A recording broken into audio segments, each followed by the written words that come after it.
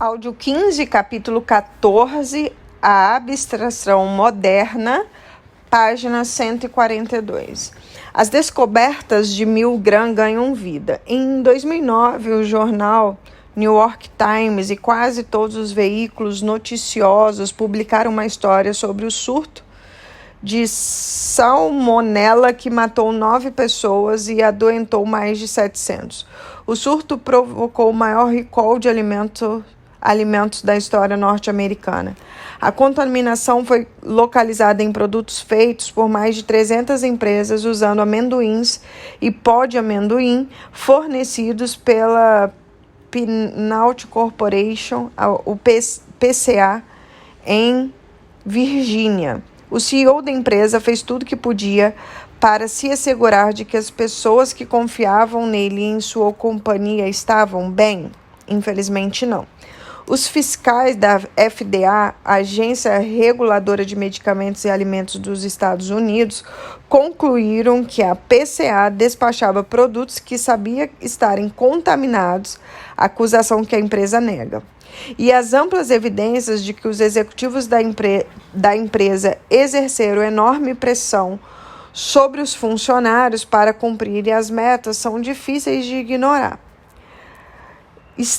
Stewart, presidente da PCA, enviou um e-mail a um dos gerentes de fábrica reclamando que os testes de salmonela estavam custando muito dinheiro, obviamente causando um grande atraso desde o momento que colhemos os amendoins até o momento que podemos faturar. Segundo documentos apresentados no tribunal, 4 anos depois, quando a edição original desse livro estava indo para a gráfica, os procuradores fiscais acusaram criminalmente o Sr. Parnell e sua equipe. A empresa fechou as portas em 2009. Quando nosso relacionamento com clientes ou funcionários se resume a conceitos abstratos, buscamos naturalmente o aspecto mais tangível que podemos enxergar, as métricas. Os líderes que privilegiam os números, as vidas, estão em geral fisicamente separados das pessoas a quem servem.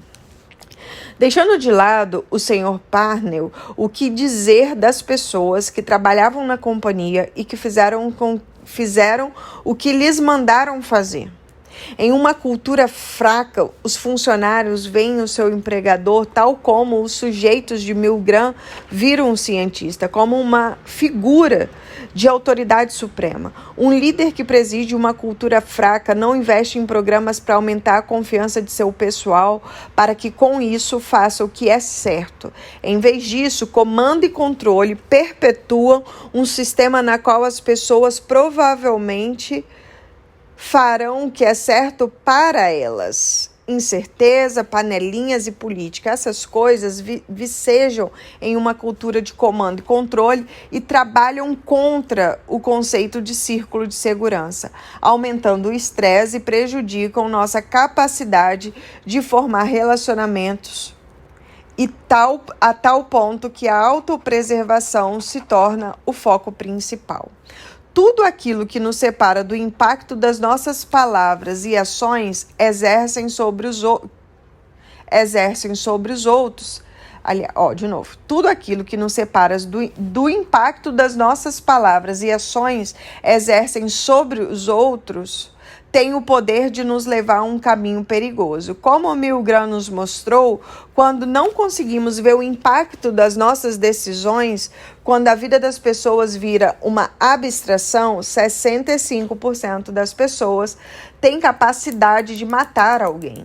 Quando não podemos ver ou ouvir as pessoas que estamos ferindo, o medo de ter problemas, de perder o emprego ou de abalar nossa posição na hierarquia, passam a ser os principais motivadores das decisões. E assim como soldados alemães que defenderam suas ações alegaram que estavam apenas cumprindo ordens, ou os sujeitos de Milgram murmuravam para si mesmo, o experimento precisa continuar, temos nossos próprios mantras modernos para nos defendermos ou transferir a responsabilidade de nossas decisões caso prejudiquem os demais. Trabalhamos para criar valor para o acionista ou para cumprir nosso dever fiduciário. Ao mesmo tempo que defendemos as nossas ações, dizemos que estão dentro da lei ou alegando que foram tomadas acima de um nível hierárquico. No período em que realizava pesquisa para este livro, tive uma discussão com um banqueiro de investimento em um jantar que compareci. Com os meus novos conhecimentos à mão, pressionei-o em relação à sua responsabilidade para com as pessoas que são afetadas por suas decisões. Fiquei espantado pelo modo como ele repetiu o que disseram os voluntários de Milgram. Não tenho autoridade para tomar decisões desse tipo. Diz-me, não é o meu papel. Meu papel é encontrar as melhores ofertas para o meu cliente, defendeu-se. Quando não nos sentimos seguros junto aos colegas no ambiente de trabalho, nossos instintos nos levam a nos proteger a todo custo, em vez de compartilhar responsabilidade por nossas ações. Diante da realidade do que o setor financeiro fez com a economia, alguns banqueiros foram além de simplesmente culpar as companhias de crédito hipotecário. Assim como os participantes do experimento de Milgram tentaram se distanciar de qualquer participação pessoal no dano causado, chegando a culpar o estudante, alguns executivos de grandes bancos chegaram a culpar o proprietário norte-americano de imóveis por seus problemas. Jaime, CEO do banco JP, disse a seus acionistas em 2010: não estamos despejando pessoas que merecem ficar com suas casas. A responsabilidade dos negócios. Os negócios têm uma e apenas uma responsabilidade social, disse Milton em 1970, 6 anos antes de receber o Prêmio Nobel de Economia: usar seus recursos e dedicar-se às adversidades destinadas a aumentar seus lucros, conquanto permaneçam sobre as regras do jogo. Ao dizer regras, creio que Milton estava se referindo à lei, um conjunto de parâmetros bem intencionados, mas imperfeitos, repletos de brechas acidentais ou às vezes políticas, criados por pessoas bem intencionadas ou às vezes políticas. As palavras de Milton parecem ter se tornado o padrão do capitalismo americano atual. Muitas vezes as companhias demonstram preferência por aderir à letra da lei em sua meta de elevar o lucro acima de qualquer responsabilidade moral que possam ter para com as pessoas a quem serve ou ao país ou à economia que opera. Traduzindo isso por experimento de Milgram, um número muito grande de companhias prefere obedecer ao cientista em vez de uma autoridade moral superior. Podem alegar que as suas ações ocorreram dentro da lei, ignorando a intenção das leis que afirmam respeitar. A Apple conseguiu deixar de pagar dezenas de bilhões de dólares em impostos, criando subsidiárias na Irlanda, onde as companhias são tributadas com base no local em que foram construídas. A Apple foi construída nos Estados Unidos. A legislação tributária dos Estados Unidos, por sua vez, calcula os tributos de uma companhia com base no local em que ela se mantém ou que ganha dinheiro. A Apple estava guardando na Irlanda todo o dinheiro recebido na Ásia e na Europa. Essa distinção permitiu a Apple se colocar em fissuras na legislação tributária dos dois países e, ao fazê-la, em 2009 e 2012, manteve 74 bilhões fora do alcance do fisco ou de qualquer autoridade tributária. É um fato que a Apple não nega. Como uma das maiores inovadoras da nossa época, a técnica inaugurada pela Apple de canalizar os lucros por meio de subsidiárias irlandesas e holandesas e depois para o Caribe para evitar a tributação norte-americana foi copiada por muitas outras empresas desde então. Mas a Apple, segundo o pensamento de Milton, não infringiu qualquer regra. Temos a necessidade absoluta de formar vínculos de confiança. Nossa sobrevivência depende disso. Para tanto, nosso cérebro primitivo está constantemente avaliando as palavras e o comportamento das companhias, exatamente como avalia as palavras e o comportamento dos indivíduos. No nível biológico, confiança é confiança, não importa com quem seja estabelecida. Se alguém diz ou faz alguma coisa que nos sugere que não poderíamos confiar nossa vida a essa pessoa, mantemos distância. O mero ato de respeitar a lei significa que devemos confiar em namorados ou namoradas que traem porque não desrespeitam as leis conjugais. Como animais sociais, a moralidade também é importante. Nossa noção, ou a de uma empresa, de certo e errado, malgrado o texto legal, é importante no âmbito social. Essa é a base da sociedade civil. Timothy, o CEO da Apple, falou sobre a questão da responsabilidade em uma audiência sobre o assunto no Congresso. Infelizmente, a legislação tributária não se atualizou na era do digital, disse. Será que a responsabilidade da autoridade governante fechar todas as brechas? Ou as empresas também têm alguma responsabilidade? Seria um ato de desobediência civil da Apple para forçar o governo a se esforçar mais? A Apple é uma boa empresa e faz coisas boas, como doações para a educação, mas como a maioria das pessoas não tem noção disso, quando ouve falar dos impostos da Apple, conseguiu evadir a confiança na empresa por ser afetada. Mas o problema é maior do que a Apple. Parece ser a regra para se fazer negócios hoje, explorar as brechas até as regras serem atualizadas e, às vezes, fazer lobby contra as mudanças das regras. E se é assim, ninguém deveria ter problema com as decisões tomadas pela Oceanic Steam Company. Dentro da lei.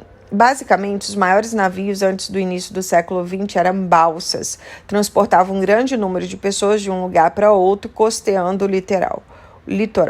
Logicamente, os regulamentos que norteavam a responsabilidade dos armadores se baseavam na maneira como os navios eram usados na época, como balsas. Quando o Titanic zarpou em 1912, porém, o regulamento ainda não tinha sido atualizado para refletir esse novo tipo de embarcação oceânica, equivalente à era digital. O Titanic tinha um número de botes salva-vidas exigido pela lei, ou seja, 16.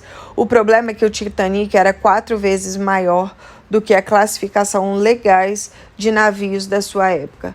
A proprietária do Titanic, a Oceanic Steam Company, respeitou a regulamentação ultrapassada. Na verdade, adicionaram 4 botes infláveis. Infelizmente, como todos sabem, em 14 de abril de 1912, apenas 4 dias após zarpar em uma viagem inaugural, o Titanic colidiu com um iceberg bem longe de qualquer litoral. Não havia bote salva-vidas suficiente para todos e mais de 1.500 dos 2.224 passageiros e tripulantes a bordo morreram por causa disso. Um navio 4 vezes maior do que a maior classificação da época levava apenas 1/4 de botes salva-vidas do que precisava. Não surpreendente que só pouco mais de 1/4 dos passageiros e tripulantes teriam sobrevivido naquele dia. A indústria naval tinha plena consciência de que a regulamentação ultrapassada seria atualizada em breve. Com efeito, até foi acrescentado um espaço no convés do Titanic na expectativa da exigência de que botes salva-vidas para todos. Mas botes salva-vidas são caros, exigem manutenção e podem afetar a estabilidade de um navio.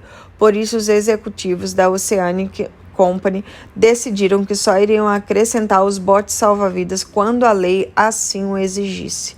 Mesmo não havendo bote salva-vidas suficiente para todos os passageiros a bordo do Titanic, a empresa estava obedecendo plenamente as regras aplicáveis. a perturbadora correlação entre os argumentos da Apple contra o pagamento de impostos e a decisão dos proprietários do Titanic de não colocar mais botes salva-vidas não para por aqui. Assim como a indústria naval fez lobby contra a mudança na legislação no século XX, argumentando a presença de tantos botes salva-vidas visíveis no convés, poderia prejudicar os negócios porque as pessoas iriam pensar que seus navios eram inseguros. A Apple e as outras empresas alegavam que o pagamento do valor integral dos impostos prejudicaria sua capacidade de competir. A propósito, foi esse o argumento usado pelos fabricantes de automóvel na década de 1950, quando se pensava em obrigar o uso do cinto de segurança. Os fabricantes temiam que a existência do cinto de segurança levasse as pessoas a pensar que os carros eram inseguros. Pode ser interessante comentar que no segundo Congresso Business Office, o órgão do Congresso norte-americano responsável pela avaliação do orçamento do país, em 2011, os contribuintes norte-americanos entregaram 1,1 trilhões ao governo, enquanto os impostos corporativos somaram apenas 181 bilhões. Embora possa não haver vidas em perigo nesse jogo ilusionista de esconder a bolinha praticado por muitas companhias, esse comportamento em um nível estritamente biológico faz com que seja muito difícil para nós acreditarmos de fato nelas. Ser uma companhia de elevada reputação moral é o mesmo que ser uma pessoa de elevado caráter moral, um padrão que não é facilmente determinado pela lei, mas percebido facilmente por qualquer um. Tendo em vista a escala de tantas companhias que operam hoje em dia, parece justo que os líderes de grandes empresas não tenham escolha se não conduzir seus negócios com base nas planilhas e telas, geralmente bem distante das pessoas que suas decisões irão afetar. Mas se os números de Milgram são confiáveis, isso significa que 650 dos líderes das empresas relacionadas à lista das Fortune 1000, a maioria das companhias dos Estados Unidos são capazes de tomar decisões sem levar em conta o impacto na vida dos seres humanos. Isso tem origem nas condições em que nós, animais humanos, operamos melhor. Se quisermos reduzir os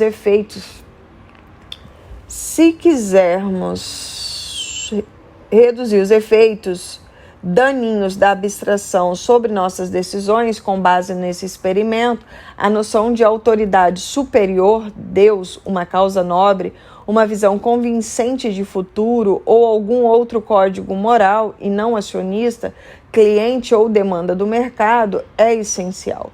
Quando os nossos líderes nos dão a oportunidade de participar de algo nobre, oferecendo-nos um propósito ou uma razão convincente para irmos trabalhar, algo que irá durar mais do que nós, parece dar-nos o poder de fazer aquilo que é certo, quando fomos chamados, mesmo que tenhamos que fazer sacrifícios para o nosso conforto de curto prazo. E quando um líder incorpora a responsabilidade de cuidar das pessoas em vez de cuidar dos números, as pessoas irão segui-lo, resolver problemas e garantir que a sua visão ganhará vida da maneira certa, uma maneira estável e não uma maneira conveniente. Não estamos falando de pessoas boas ou más, como os voluntários de Milgram.